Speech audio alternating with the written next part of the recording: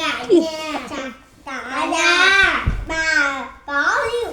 Ba có bảo. Ba có bảo. Hải có mía. Bé có bé Lê có sữa. Lên lớp là phải đọc to lên chị à. Điền sao? Thấy chưa? À, biết chứ. Lớp chị những đứa đọc con rất nhiều. Kia. Wow. Cảm giác giỏi luôn em ơi. Hai.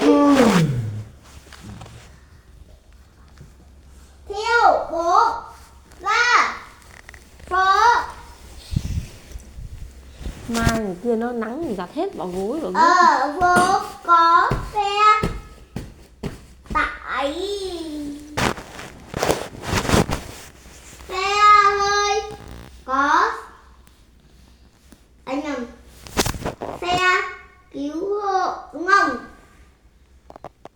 Đúng rồi. Thằng bố mày nhá là nằm rất là khôn luôn nhá. Bán Trần đời có một hoa thì mày cứ để con bông sắc vào đây xong mày mình nằm tại anh ở giữa giường. đã mua cho Hạ. Mua để em hai thằng bên kia nào có hai đứa nào ở đây. Chị không mới ngáy thì nghe được cái tiếng ngáy. Thôi để ba mà con sang bên kia nào.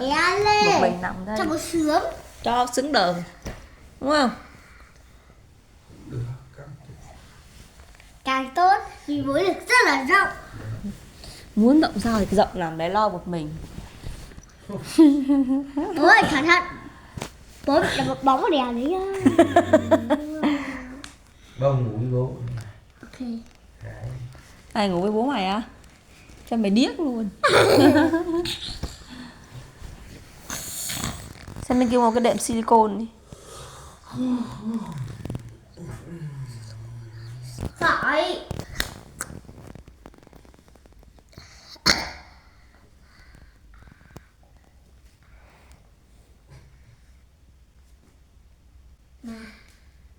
Cái gì? Ngồi dậy đọc con ho trơn tru đi. Má. Bịt mũi nó vậy. Mẹ cứ bắt giận.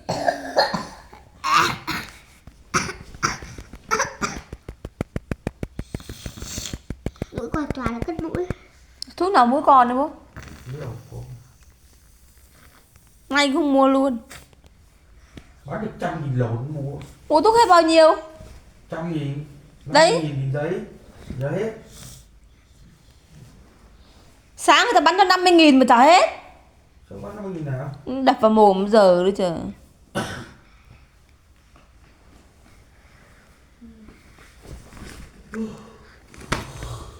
Đập đi.